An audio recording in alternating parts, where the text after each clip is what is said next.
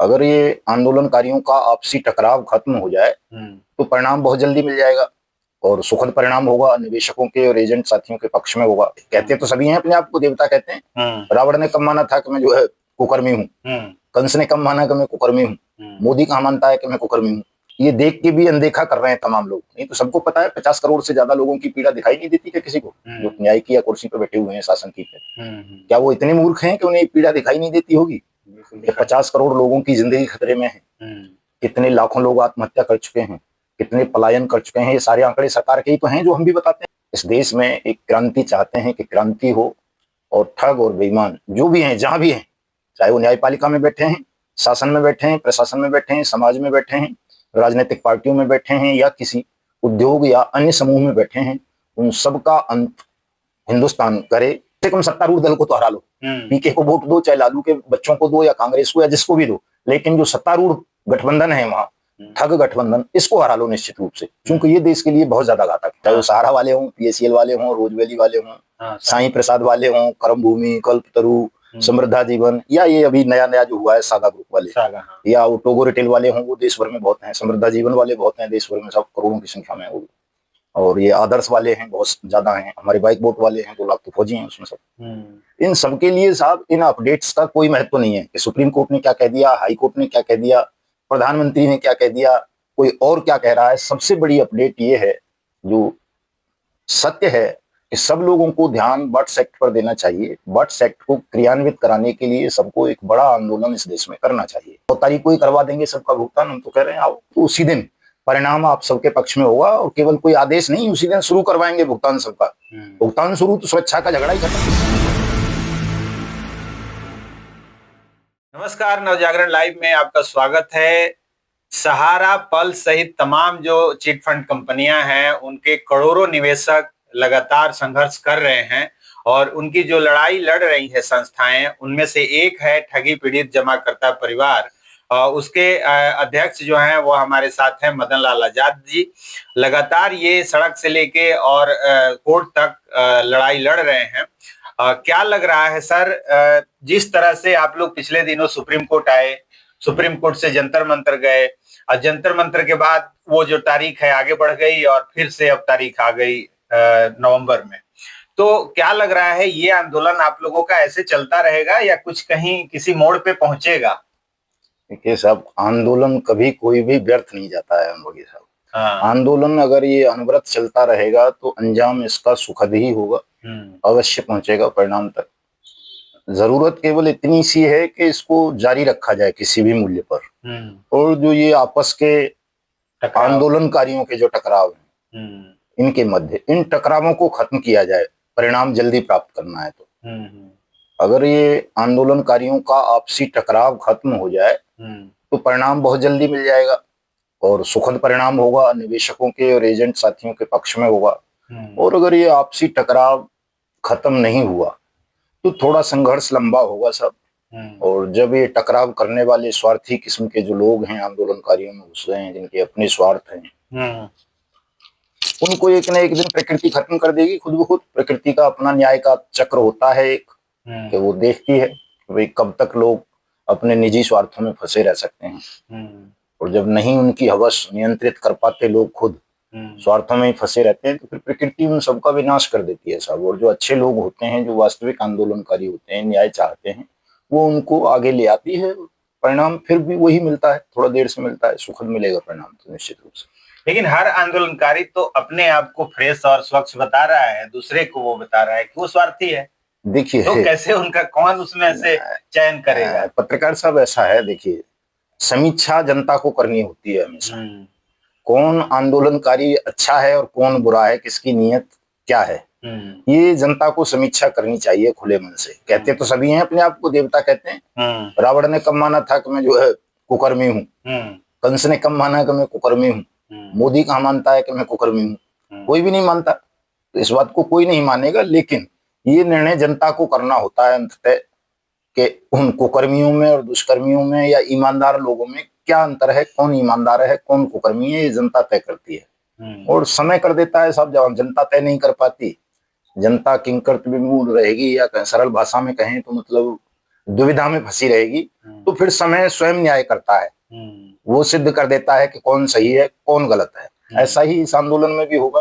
जो लोग गलत हैं, जो सही उद्देश्य के लिए आंदोलन नहीं कर रहे हैं, जिनके मन में पाप है, ठगों को, बेईमानों को, इस शासन को लाभ पहुंचाने की नीयत है, उनका भी अंत हो जाएगा सब। थोड़ा समय लग रहा है लेकिन होना है। अच्छा, सुप्रीम कोर्ट में अगले महीने फिर सुनवाई है और कई केस पड़े हुए हैं आप लोगों के, क्या लग रहा है अब आगे का क्या आंदोलन की रूपरेखा है? देखिए साहब, सुप्रीम कोर्ट पे या हाई कोर्ट्स पर मैं बहुत ज्यादा भरोसा नहीं करता इन मामलों में। ठगी पीड़ितों के मामलों में सुप्रीम कोर्ट या हाई कोर्ट में अगर जीत भी जाए ठगी पीड़ित, तो उसका कोई परिणाम, कोई लाभ ठगी पीड़ितों को नहीं मिलना है, केवल एक थोड़ा सा बल मिल जाना है उससे। हमारे पास शासन को घेरने का एक और थोड़ी सी ऊर्जा बढ़ जाएगी कि सुप्रीम कोर्ट के आदेश को भी शासन ने इंप्लीमेंट नहीं किया। सुप्रीम कोर्ट क्या करेगा क्या नहीं करेगा, इसका कोई महत्व मुझे अपने आंदोलन में तो दिखता नहीं है। हम तो सुप्रीम कोर्ट पे बहुत ज्यादा भरोसा नहीं कर रहे हैं, हालांकि हमने भी रिट फाइल की हैं कई सुप्रीम कोर्ट में, अभी भी रिव्यू में गए हुए हैं ठगी पीड़ितों के लिए ही। लेकिन वो हमारे पक्ष में आए या विपक्ष में आए, हम उसको लेकर के व्यथित नहीं है, न आसान्वित हैं। केवल हम अपने फर्ज का निर्वहन कर रहे हैं कि हमारी ड्यूटी है। मैंने शायद आपको पहले भी अपना एक बताया होगा श्लोक कि कल जब हम दंडाधिकारी बन जाएं हिंदुस्तान के, इस स्थिति में आ जाएं कि हम दंड दे सकें पापियों को, अपराधियों को, ठगों को, बेईमानों को, कल हमसे सुप्रीम कोर्ट का कोई जज या देश का प्रधानमंत्री या कोई राज्य का मुख्यमंत्री या कोई अधिकारी या विपक्ष में बैठे हुए लोग ये न कहें कि साहब हमको किस बात का दंड दिया जा रहा है। हम उन्हें बता सकें कि हम सुप्रीम कोर्ट भी गए थे न्याय के लिए, प्रधानमंत्री के यहाँ भी गए थे, राष्ट्रपति के यहाँ भी गए थे, तमाम नेताओं के यहाँ भी गए थे, पक्ष और विपक्ष वालों के, तमाम प्रशासनिक अधिकारियों से भी हमने संपर्क स्थापित किया था कि न्याय दे दो। आपने न्याय नहीं दिया, उसका दंड आपको ये दिया जा रहा है। और मुझे तो साहब जो भावी संकेत नजर आते हैं, यही नजर आते हैं कि यही होना है। परमात्मा, प्रकृति उसी के लिए हिंदुस्तान को तैयार कर रही हैं कि वो जो महाचक्रवात हिंदुस्तान में आए कि कानून की कुर्सियों पर बैठे हुए लोगों को राष्ट्र दंडित करने के लिए खड़ा हो और उन्हें दंडित करे, ऐसे ही हालात देश में बनते जा रहे हैं। इसीलिए ये देख के भी अनदेखा कर रहे हैं तमाम लोग। नहीं तो सबको पता है 50 करोड़ से ज्यादा लोगों की पीड़ा दिखाई नहीं देती क्या किसी को, जो न्याय की या कुर्सी पर बैठे हुए हैं शासन की पे। क्या वो इतने मूर्ख हैं कि उन्हें पीड़ा दिखाई नहीं देती होगी? 50 करोड़ लोगों की जिंदगी खतरे में है, कितने लाखों लोग आत्महत्या कर चुके हैं, कितने पलायन कर चुके हैं, ये सारे आंकड़े सरकार के ही तो हैं जो हम भी बताते हैं। हमने कोई अनुमान थोड़ा ही लगा लिया, ये सब सरकारी आंकड़े हैं जो हम बताते हैं। तो सरकार को अच्छी तरह से पता है, विपक्ष को अच्छी तरह से पता है कि भाई 50 करोड़ लोग पंजी स्कीम्स की ठगी का शिकार हैं देश में, उनको न्याय मिलना चाहिए। और ये भी वो जानते होंगे कि न्याय नहीं मिलेगा तो ये सब एक न एक दिन एकजुट होंगे और क्रोधित हुए तो हम सबको भस्म कर देगा इनका क्रोध, गुस्सा, सबको पता होगी। लेकिन सब अहंकार समझ लो उनका, या परमात्मा का चक्र समझ लो, परमात्मा ने उनकी बुद्धि को भ्रमित कर दिया है, वो भविष्य देख नहीं पा रहे हैं। और हमको भविष्य दिख रहा है कि ठगी पीड़ितों के आंदोलन के माध्यम से नारायण इस देश में एक क्रांति चाहते हैं कि क्रांति हो, और ठग और बेईमान जो भी हैं, जहां भी हैं, चाहे वो न्यायपालिका में बैठे हैं, शासन में बैठे हैं, प्रशासन में बैठे हैं, समाज में बैठे हैं, राजनीतिक पार्टियों में बैठे हैं, या किसी उद्योग या अन्य समूह में बैठे हैं, उन सबका अंत हिंदुस्तान करे। और उसके लिए पीड़ा मिलना बहुत जरूरी है। जब तक आपको पीड़ा का अनुभव नहीं होगा तो आप कैसे समझोगे दूसरों की पीड़ा को। इसलिए बहुत सारे लोगों को एक बल्क में पीड़ा दे दी है नारायण ने कि सब भोगो, इस पीड़ा का एहसास करो, और जब एहसास होगा तो एकजुट होंगे, और एकजुट होंगे तो ईश्वरीय काम को करेंगे। ये ईश्वर का काम है, हिंदुस्तान में क्रांति हो, वास्तव में हिंदुस्तान विश्वगुरु बने, वास्तव में यहाँ न्याय हो, लोकतंत्र की स्थापना हो, सत्य, न्याय, कानून और धर्म का की अनुपालना हो। ये खुद परमात्मा चाहता है साहब, और उसी के लिए उसने हम सबको चुन लिया है। ऐसा नहीं है कि मुझे अकेले को चुना है। ये जितने भी ठगी पीड़ित आप देश में देख रहे हो, पागलों की तरह भागे फिर रहे हैं न्याय मांगने के लिए, न्याय नहीं मिल रहा, ये सब ईश्वर का खेल है। इनको तैयार कर रहा है उस महान क्रांति के लिए जो होने वाली है हिंदुस्तान में। अच्छा, पीड़ितों की बात करें तो भारत में सबसे ज्यादा संख्या उत्तर प्रदेश और बिहार में होगी। और जब आप इनकी बात कर रहे हैं, जो शासन में हैं लोग, जो नहीं सुन रहे हैं आपकी आवाज या पीड़ितों की आवाज, तो उनको बदलने का हर 5 साल बाद मौका आता है। लेकिन एक बड़ा राज्य है बिहार, जहां पे बहुत भारी संख्या में इन जो 50 करोड़ लोगों में से 2 से 3 करोड़ 4 करोड़ लोग वहां पीड़ित होंगे। लेकिन ऐसा कुछ उनके तरफ से यहाँ पे दिखाई नहीं दिया इस इलेक्शन में। अभी इलेक्शन आने वाला है 6 तारीख को, 11 को। क्या लग रहा है कि जो पीड़ित हैं वो भी उनके साथ मिल गए हैं, देखिए, या वो ये मान लिए हैं कि इनसे कुछ नहीं होने वाला? अनुरागी साहब, एक तो ये बात है कि हमारे देश की जनता चुनाव नहीं लड़ती है, वो केवल भ्रमित वोटर मात्र है। चुनाव लड़ते हैं राजनीतिक दल, और राजनीतिक दलों पर अधिकांश पर माफियाओं का, ठगों का, बेईमानों का कब्जा है। और वो मीडिया के माध्यम से, अपने आपराधिक कार्यकर्ताओं के माध्यम से जनमानस के दिमाग में ये बात अच्छी तरह से बिठा देते हैं। जैसा शुरू में आपने सवाल किया आंदोलनकारियों को लेकर के, साहब सब खुद को गंगा जल में धुला हुआ मानते हैं, स्वच्छ मानते हैं, तो भ्रमित कर दिया जाता है जनता को कि नहीं, नरेंद्र मोदी ईमानदार है, कभी बता देते हैं राहुल गांधी ईमानदार है, कभी बता देते हैं लालू जी के साथ जुल्म हो गया, वो तो बहुत महान ईमानदार थे। कभी कभी मीडिया ये भी दिखा देता है कि नहीं, ये वो अमेरिका से आया है, कहाँ से आया है, वो एक नया नेता बना है प्रशांत किशोर, कि ये तो पूरा ही स्वर्ग से उतर के देवता चला आया है। तो ये सब जनता के दिमाग में चीजें बिठा दी जाती हैं, और जनता अपनी दृष्टि से नहीं देख पाती कि इनमें कोई भी ईमानदार नहीं है। जो भोगा हुआ कष्ट है जनता का, जनता उसको भूल जाती है मीडिया और चुनाव प्रचार की चमक धमक में। इसलिए चुनाव पर मैं तो साहब ज्यादा ध्यान देता भी नहीं हूँ। मेरा प्रयास ये है कि सामाजिक क्रांति हो हिंदुस्तान में, समाज में बदलाव हो, तो फिर शासन में तो कोई भी बैठ जाओ, कोई फर्क नहीं पड़ता कि दाऊद शासक होगा मेरे देश का, या लालू जी के पुत्र होंगे, या प्रशांत होगा, या वो नीतीश जी होंगे, या कोई और होगा चौथा। इससे कोई अंतर नहीं पड़ता। अगर समाज आपका जागरूक है, राष्ट्र आपका जागरूक है, तो शासन में बैठा हुआ व्यक्ति वही करेगा जो राष्ट्र की जागरूकता चाहेगी। और जब तक आपका राष्ट्र जागरूक नहीं होगा साहब, आप वहां किसी मनमोहन सिंह जैसे देवतुल्य व्यक्ति को भी बिठा दोगे तो वो भी वही करेगा जो उसका सिस्टम कह रहा है आज का, बेईमानी ही करेगा, ठगी करेगा। बस थोड़ा सा प्रतिशत का अंतर आ जाएगा, हाँ, कम या ज्यादा, हाँ, 50% नहीं तो 90%, 90% नहीं तो 9%, इतना सा अंतर अवश्य आता है राजनीतिक दलों के सत्ता परिवर्तन से। बाकी मूल सिस्टम वही रहता है, करप्शन का, झूठ का, ठगी का, बेईमानी का, वोट की राजनीति का, इन केन प्रकार सत्ता पर कब्जा कर लेने का। इसलिए मेरा चुनाव पर ध्यान नहीं है। मैं अपने राष्ट्र को, अपने देश को सामाजिक क्रांति के लिए तैयार करना चाहता हूं, और मैं समझता हूं बुनियाद तो हमने रखी दी है, आज नहीं तो कल ये होगा ही। तो हमारा तो इतना सा ही संदेश है तमाम साथियों को। बहुत सारे साथी आजकल कई बिहार से कॉल करते रहते हैं, साहब क्या करें चुनाव में, कम से कम सत्तारूढ़ दल को तो हरा लो, पीके को वोट दो, चाहे लालू के बच्चों को दो, या कांग्रेस को, या जिसको भी दो, लेकिन जो सत्तारूढ़ गठबंधन है वहां, ठग गठबंधन, इसको हरा लो निश्चित रूप से, क्योंकि ये देश के लिए बहुत ज्यादा घातक है। आप सहारा के अलावा जो पल्स है या साईं प्रसाद है सहित तमाम बहुत सारी कंपनियां तो ऐसी हैं जिनके पीड़ित जब मिलते हैं तो उनसे नाम पता चलता है, सैकड़ों हैं, हजारों हैं, सबकी लड़ाई लड़ रहे हैं।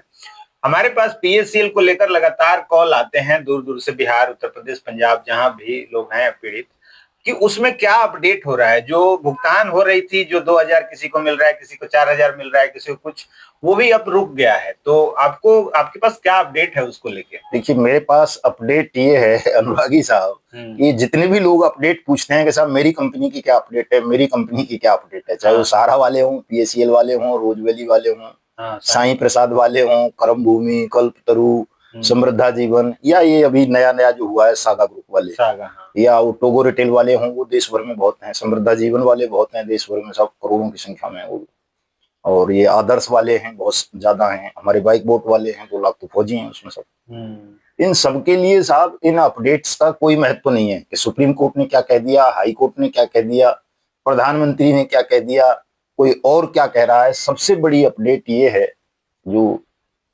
सत्य है, कि सब लोगों को ध्यान बर्ड्स एक्ट पर देना चाहिए। बर्ड्स एक्ट को क्रियान्वित कराने के लिए सबको एक बड़ा आंदोलन इस देश में करना चाहिए। जब तक आप ये नहीं करोगे, सुप्रीम कोर्ट से जीत लो, आप हाई कोर्ट से जीत लो, किसी और से जीत लो, प्रधानमंत्री से कहलवा लो, पार्लियामेंट ने कानून बना दिया, उससे बड़ी चीज तो नहीं है ना। सुप्रीम कोर्ट के फैसलों को, सुप्रीम कोर्ट के चीफ जस्टिस को अगर दंडित करने की बात आए तो पार्लियामेंट को ये अधिकार है। विधायिका से बड़ी चीज नहीं होती देश में कोई भी। सबसे बड़ी चीज संसद ही है, जो संविधान को भी परिवर्तित कर सकती है, निरस्त कर सकती है। कई मूर्ख न्यायाधीश आजकल बोलते हैं कि साहब संविधान सर्वोपरि है। संविधान सर्वोपरि नहीं होता, संसद सर्वोपरि है। और संसद इसलिए सर्वोपरि है चूंकि वो जनता ने चुना है, जनता के चुने हुए हैं। लेकिन अब जनता भी सब ठगों को चुनने लगे तो उसमें मेरा और आपका क्या दोष है? तो हमें वही ठीक करना पड़ेगा कि जनता के मन मस्तिष्क को सफाई करें। अपडेट्स के चक्कर में लोग बिल्कुल ना पड़ें, कोई अपडेट नहीं है। अपडेट यही है कि आप 9 नवंबर को हमने एक कार्यक्रम घोषित किया है, योगेश्वर भगवान श्री कृष्ण की जन्म लीला स्थली वृंदावन छठी करा से, जहाँ 4 धाम है, माता वैष्णो का मंदिर है, उसमें 2 लाख लोग आ जाएं साहब, 1 लाख से लेकर 2 लाख के बीच में। उसी दिन सारी अपडेट हो जाएंगी, सबका भुगतान हो जाएगा। नहीं आओगे, लगे रहो सुप्रीम कोर्ट, हाई कोर्ट, प्रधानमंत्री या विपक्ष या जहां भी आपको लगना है। इसके अलावा अन्य कोई भी अपडेट सत्य नहीं हो सकती। राहत जरूर मिल जाएगी आपको थोड़ी सी मानसिक रूप से, वो भी ऐसा नहीं मिलेगा यार अब तो सुप्रीम कोर्ट ने आदेश कर दिया, अब तो प्रधानमंत्री ने बोल दिया, तो इसको लेके आपके मन में एक संतुष्टि का भाव आ सकता है थोड़े समय के लिए। लेकिन फिर आपको पता चलेगा कि वो सुप्रीम कोर्ट का आदेश फेक था, प्रधानमंत्री की घोषणा फर्जी थी, दूसरे लोगों के घोषणा पत्र भी फर्जी थे। और चलो अब फिर बट्स एक्ट पे ही चलते हैं, वहीं आना पड़ेगा आपको। आज आ जाओ तो अच्छा है, 9 तारीख को ही करवा देंगे सबका भुगतान। हम तो कह रहे हैं आओ, 1 लाख लोग आ जाओ, उसी दिन आपके कदमों में हम प्रधानमंत्री को डाल देंगे, पूरी व्यवस्था को डाल देंगे, उसी दिन सबका भुगतान करा देंगे। नहीं आओगे तो कोई बात नहीं, हमें तो लड़ना है भाई, न्याय योद्धा है हम तो, ईश्वर ने हमें उसी के लिए चुना है, और लड़ लेंगे, अंतिम श्वासों तक लड़ेंगे, या तो मर जाएंगे या सबका भुगतान करा देंगे। ये हम बार बार कहते हैं, डर हमको किसी से है ही नहीं, दूसरों को भी हम करना चाह रहे हैं। हाँ, 9 नवंबर वृंदावन को चुनने का कुछ खास वजह? वृंदावन की खास वजह यह है कि वहां योगेश्वर श्री कृष्ण का जन्म हुआ। और योगेश्वर श्री कृष्ण भारत के इतिहास में या पौराणिक उसमें काल में कहें, एकमात्र ऐसे व्यक्ति हैं जिन्होंने ठगों का सर्वनाश कर दिया था अपनी बुद्धिमत्ता से। लोग उनको चमत्कारी पुरुष कहें या सुदर्शन चक्रधारी कहें या भगवान का अवतार कहें, वो लोगों की अपनी मान्यताएं और मानसिकता या संस्कार हैं। लेकिन सच्चाई ये है कि उन्होंने अपनी बुद्धिमत्ता, विवेक और बल का उपयोग करके ठगों का नाश कर दिया था। वरना हिंदुस्तान पे ठगों का ही शासन था उनके समय तक। वही पहले व्यक्ति हुए 5,500 वर्ष पहले, जब उन्होंने ये किया, महाभारत करके तमाम अत्याचारी और अन्यायियों का शासन तक खत्म कर दिया, जीवन ही खत्म कर दिया।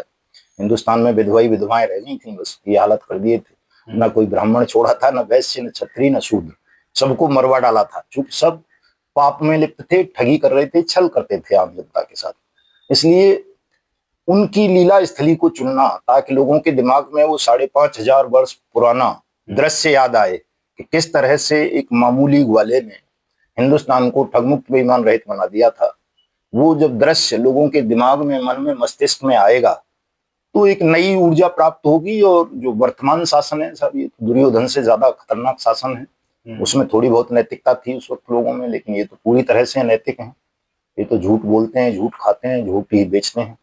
हम भी चाहते हैं कि हमारे देश के करोड़ों ठगी पीड़ित न केवल अपना राज्य वापस लें, राज्य मतलब पैसा, पैसा ही तो डूबा है इनका, और हमारे एजेंट और एडवाइजर साथियों का शोषण हुआ है, उत्पीड़न हुआ है, बहिष्कार हो रहा है। दोनों मिलके अपना पैसा भी ले लें, सुरक्षा सम्मान भी ले लें, और हिंदुस्तान को ठगमुक्त बेईमान रहित राष्ट्र राज्य के रूप में भी स्थापित करें। ये तीनों चीजें साथ साथ चलेंगी। कोई चाहे कि केवल मेरा भुगतान हो जाए, एजेंट मर जाए, ये भी नहीं चलेगा।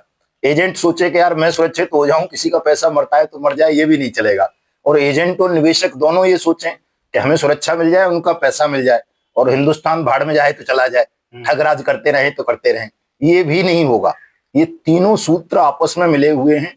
और अंतिम सूत्र ज्यादा महत्वपूर्ण है कि जब तक आपके मन में राष्ट्र प्रेम की भावना नहीं जागेगी, आप राष्ट्र को ठगमुक्त बेईमान रहित राष्ट्र राज्य के रूप में स्थापित करने की शपथ नहीं लेंगे, संकल्प नहीं लेंगे, उसके लिए नहीं लड़ेंगे, तब तक ना आपका भुगतान होगा, ना आपको सुरक्षा सम्मान मिलेगा।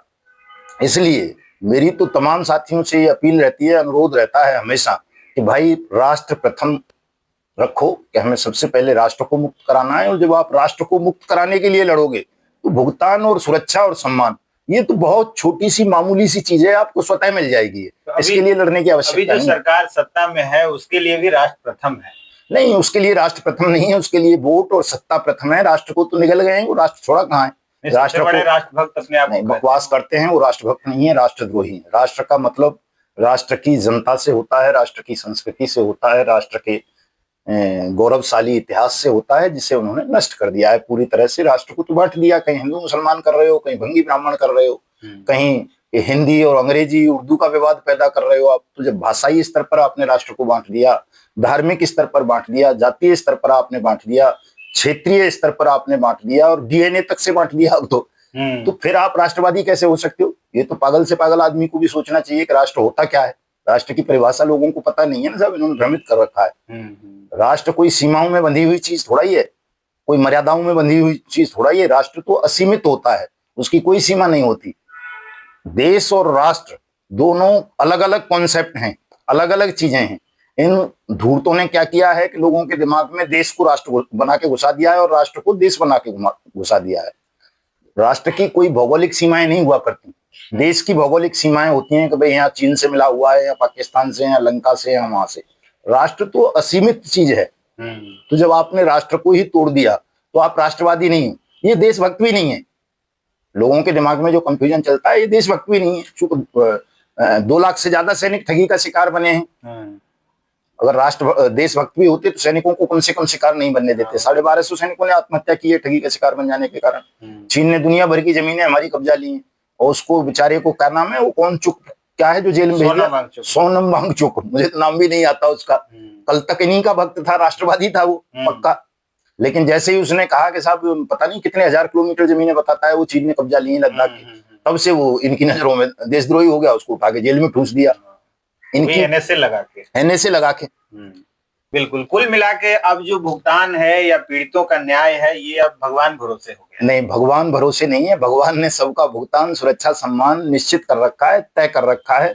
लेकिन समय सीमा इसकी यही है कि जब तक लोग अपनी लड़ाई स्वयं नहीं लड़ेंगे, भगवान कभी सुदर्शन चक्र नहीं चलाया करते, वो जनता से ही लड़वाते हैं। महाभारत को याद करना चाहिए देश के लोगों को कि भीष्म को भी जब मरवाया, चक्र उठा जरूर लिया था सुदर्शन चक्र भीष्म को मारने के लिए, लेकिन वो केवल अर्जुन को उद्वेलित करने के लिए था, ताकि उसे एहसास हो कि मुझे ही मारना है, भले ही मेरा दादा है, लेकिन ये अन्याय के पक्ष में खड़ा है, मुझे इसका भी वध करना चाहिए, मुझे भगवान को विवश नहीं करना चाहिए सुदर्शन चक्र उठाने के लिए। जनता जब तक अपने सामर्थ्य को, शक्ति को नहीं पहचानेगी, सड़कों पर आकर इस अन्याय का प्रतिकार नहीं करेगी, विरोध नहीं करेगी, तब तक भगवान भी जनता की मदद नहीं करेंगे। लुट रहे हो लुटो, पिट रहे हो पिटो। ये क्या टाइमिंग होगा, क्या समय होगा वहां पे आंदोलन का? सुबह 10 बजे वृंदावन पहुंचे सब लोग। वृंदावन छठीकरा नाम है उसका। कल हम जा रहे हैं, बैठक कर रहे हैं, राष्ट्रीय कार्यकारिणी की बैठक वहीं पे है हमारी। कल तमाम तैयारियों पर ध्यान करेंगे, और अगर लाखों की संख्या में हमारे ठगी पीड़ित साथी आ जाते हैं तो उसी दिन परिणाम आप सबके पक्ष में होगा। और केवल कोई आदेश नहीं, उसी दिन शुरू करवाएंगे भुगतान सबका। भुगतान शुरू तो सुरक्षा का झगड़ा ही खत्म।